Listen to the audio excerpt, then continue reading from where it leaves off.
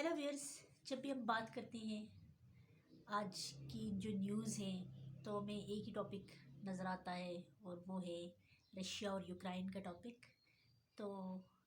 Putin کیوں Ukraine میں اتنی زیادہ دلچسپی لے رہے ہیں، اور کیا ہے یوکرائن کا اور رشیا کا کانفلکٹ، کیا ہے رشیا کی انٹرسٹ یوکرائن کی طرف۔ تو جب ہم بات کریں گے کہ وائی پیوٹن وانٹس یوکرائن، بہت سارے آرٹیکلز میں بھی آ چکا ہے کہ what does Vladimir Putin wants from Ukraine. تو یوکرائن کی جب بات کریں گے تو ایک فلیش پوائنٹ کا کام کرتا ہے ماسکو کے درمیان اور ویسٹرن کنٹریز کے درمیان، اور ویسٹرن کنٹریز جتنی بھی ہے وہ ساری نیٹو کی کنٹریز ہیں۔ ہم جانتے ہیں کہ جب یو ایس ایس آر کی ڈس انٹیگریشن ہوئی تھی تو بہت سارے جو کنٹریز جو یو ایس ایس آر سے سپریٹ ہوئی تھی انہوں نے نیٹو کو جوائن کر دیا تھا۔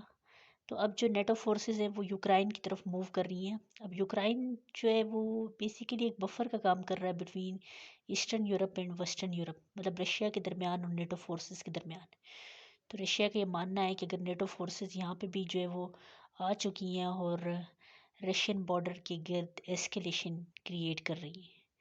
اب بہت ساری ریزنز ہیں اس کی، ہم دیکھیں گے کہ کیا کیا ریزنز ہیں کہ جس کی وجہ سے رشیا جو ہے وہ بہت زیادہ ہی دلچسپی لے۔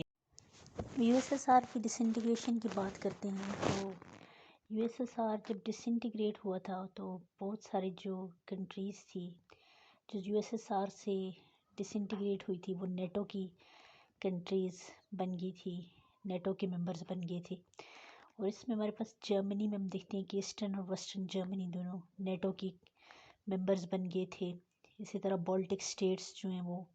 نیٹو کے ممبر بن گئے تھے۔ تو اب رشیا کو ایک تھریٹن فیل ہو رہا ہے کیونکہ وہ یوکرائن کو اپنے درمیان اور جو نیٹو کی کنٹریز تھی ان کے درمیان ایک بفر کنسیڈر کر رہا تھا۔ تو کیونکہ اب تک یوکرائن نیٹو کا پارٹ نہیں ہے تو رشیا کو یہ فیئر ہے کہ اگر یوکرائن نیٹو کا پارٹ بن گیا تو یہاں پر جو ہے وہ میزائلز ڈپلائڈ کیے جائیں گے اور ریئلی رشین بارڈر کے گرد ایسکیلیشن بڑھے گی۔ اور کیونکہ ہم دیکھتے ہیں کہ اس کی بہت ساری ریزنز ہیں، کیونکہ 2014 میں جب رشیا نے کرائمیا کو سب سے پہلے فتح کیا تھا تو کرائمیا کے ساتھ ہی ہم باؤنڈریز پر دیکھتے ہیں کہ دو اور اسٹیٹس موجود ہیں، جس میں ڈوناس کی جو اسٹیٹ ہے اس میں کچھ سیپریٹسٹ ہیں جو کرائمیا کے گرد جو آج بھی رشیا کو سپورٹ کر رہے ہیں۔ اور لیکن اسی وجہ سے جو یونائٹڈ اسٹیٹ ہے وہ یہ کہہ رہا ہے کہ یہاں پر سیپریٹسٹ مومنٹ سٹارٹ ہونے کی وجہ سے یونائٹڈ اسٹیٹ اور نیٹو کنٹریز کو یوکرائن کی مدد کرنی ہوگی، اور اگر یوکرائن نیٹو کا ممبر بن جاتا ہے تو رشیا یوکرائن پہ ڈیفینیٹلی اٹیک کرے گا۔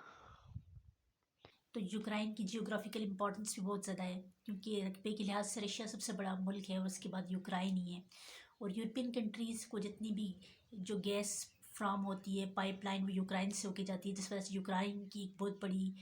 جو ہے وہ امپورٹنس ہے۔ اور اس کے ساتھ ساتھ یوکرائن ڈیڈ سی کے قریب موجود ہے، جس کی وجہ سے ڈیڈ سی میں بہت ساری جو پورٹس ہیں وہ بھی یوکرائن میں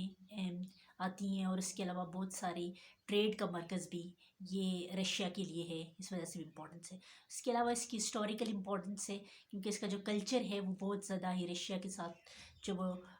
ملتا ہے، اور اس کے ساتھ ساتھ جتنی بھی رشیا نے اپنی اسٹیٹ کھوئی تھی ڈس انٹیگریشن کے دوران اس میں سب سے زیادہ رشیا کا جو لگاؤ ہے وہ یوکرائن کے ساتھ نظر آتا ہے، کیونکہ رشیا اپنا ایک کلچرل بانڈ بھی یوکرائن کے ساتھ شیئر کرتا ہے۔